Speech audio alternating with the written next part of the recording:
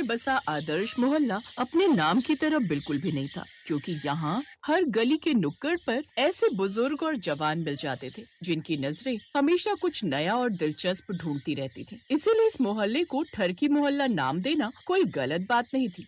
इसी मोहल्ले में रहने वाली सरला जी के बेटे नवीन की हाल ही में जिस लड़की से शादी हुई थी वो बहुत मॉडर्न थी। नाम था श्रेया।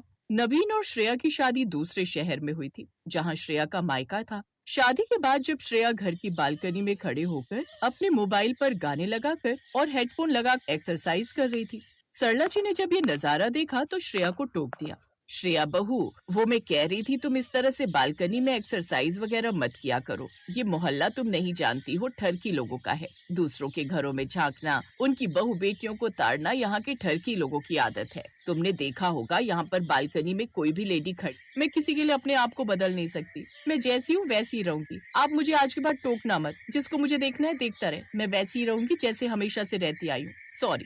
और फिर श्रेया बालकनी से कमरे में चली गई। नवीन अब तक नहा धोकर रेडी हो चुका था। नवीन, अपनी मम्मी को समझा दो कि मैं इस तरह से बंद कर नहीं रह सकती। मैं मॉडर्न हूँ, आज की लड़की हूँ। अगर मैं बालकनी में खड़े होकर एक्सरसाइज कर भी रही हूँ तो उसमें गलती क्या है? बेफालतू का मुझे सुना दिया। अरे वो हमारा मोहल्ला ही ऐसा है, इस वजह से मम्मी ने बोला होगा। अच्छा तुम अपना मूड मत खराब करो, रेडी हो जाओ, हम कहीं घूमने चलते हैं। वैसे भी अब 2-3 दिन बाद मेरा ऑफिस खुल जाएगा, फिर बोलोगी कि मैंने तुम्हें टाइम नहीं दिया।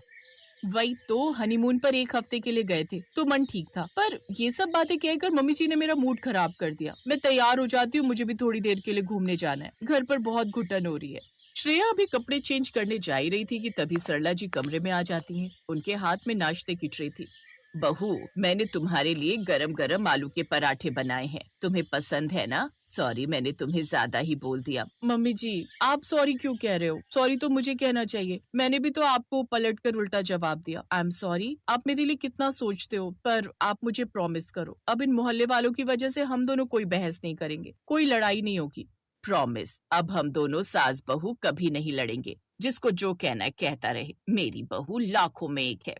अब श्रेया की सास ने उसे कुछ भी कहना बंद कर दिया, क्योंकि वो जानती थी कि जमाना बदल रहा है और आजकल की बहुएं इस तरह से घर में कैद होकर नहीं रह सकती। श्रेया नेचर की बहुत अच्छी थी, सरला जी की बहुत रिस्पेक्ट करती थी, इसलिए सरला जी ने अपनी बहू के साथ अपने रिश्ते में कोई कड़वाहट नहीं आने दी। पर ठरकी मोहल्ले के कुछ आदमियों की आदतें कहाँ सुधरने वाली थी। वो तो बस इसी फिराक में रहते थे कि कब श्रेया घर के दरवाजे से बाहर निकले और कब वो उसे घूर घूर कर देखे और गंदे गंदे कमेंट्स करे। ऐसे ही एक शाम जब श्रेया मार्केट के लिए निकली तो पान की दुकान पर खड़े ठरकी लड़के कमेंट करने लगे।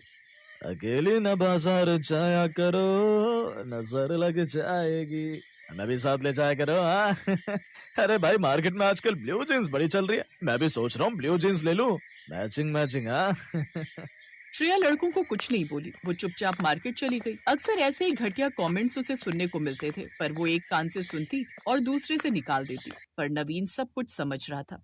मम्मी, वो जो मॉडल कॉलोनी में नई सोसाइटी बन रही है, मैं सोच रहा हूँ वहीं एक फ्लैट ले लेते हैं। यहाँ रहना अब ठीक नहीं, पता नहीं अब मन नहीं करता, यहाँ का माहौल बहुत खराब हो गया है। सोसाइटी में? ठीक है बेटा, जैसी तुम्हारी मर्जी। श्रेया ने देखा सोसाइटी का नाम सुनकर उसकी सास थोड़ी उदास हो गई।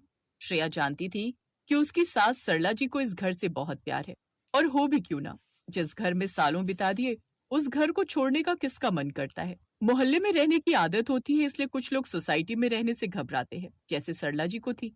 उन्हें सोसाइटी में रहना पसंद नहीं था, उन्हें तो अपना ये छोटा सा मोहल्ला बहुत पसंद था, क्योंकि इसी घर में तो उनकी शादी हुई थी, यहीं उनकी डोली आई थी, और उम्र के आखिरी पड़ाव पर इस घर को छोड़ना उनके लिए बहुत दुखदायी था। कमी घर में नहीं थी, कमी मोहल्ले में थी। वहाँ के लोग आगे बढ़ना ही नहीं चाहते थे। श्रेया ने नवीन को समझाया कि वो मोहल्ले में ही रहना चाहती है, इसलिए वो सोसाइटी में रहने की बात अभी मन से निकाल दे। नवीन कुछ दिनों के लिए ऑफिस के काम से बाहर गया हुआ था।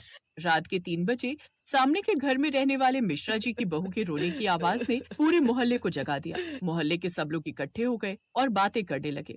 श्रेया और उसकी सास भी आवाज सुनकर बालकनी में आ गए। अरे क्या हुआ भाई, ये मिश्रा जी के घर से रोने की आवाज क्यों आ रही है? मोहित की तबीयत बहुत खराब हो गई है, बेहोश है, कोई हरकत नहीं कर रहा। अब अनिल अंकल तो है नहीं, वो तो बाहर रहते हैं। 2-3 दिन से बीमार था यार अपना दोस्त, लगता है तबीयत ज्यादा खराब हो गई है, अस्पताल ले जाने वाले हैं।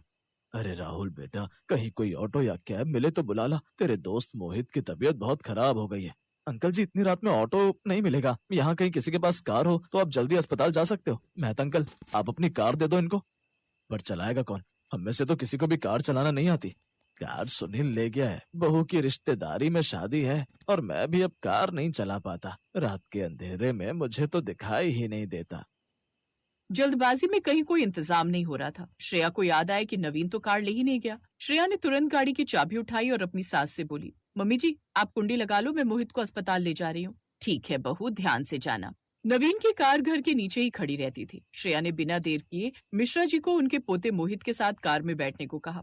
ये वही मोहित था जो रोजाना श्रेया पर गंदे कमेंट्स करता था। कुछ ही देर बाद मिश्रा जी और उनके परिवार के लोग श्रेया की कार में मोहित को लेकर अस्पताल पहुंचते हैं। समय पर मोहित का इलाज हो जाता है और मोहित ठीक हो जाता है। आदर्श मोहल्ले के सब लोग श्रेया की बहुत तारीफ करते हैं और इस तारीफ में मोहल्ले के ठरकी लोग भी शामिल थे। जो ठरकी मोहल्ले वाले कल तक श्रेया के लिए बुरे कमेंट करते थे, आज वही ठरकी लोग उसका पूरा सम्मान कर रहे थे। मोहित और बाकी सभी लड़के भी श्रेया को सॉरी बोलते हैं। सब जानते थे अगर श्रेया न होती तो मोहित की जान बचाना मुश्किल था। आदर्श मोहल्ले ने अपने नाम के आगे से ठरकी मोहल्ले का टैग हटा दिया। अब सब लोगों के व्यवहार में भी सुधार हुआ और ठरकी मोहल्ला फिर से आदर्श मोहल्ला बन गया।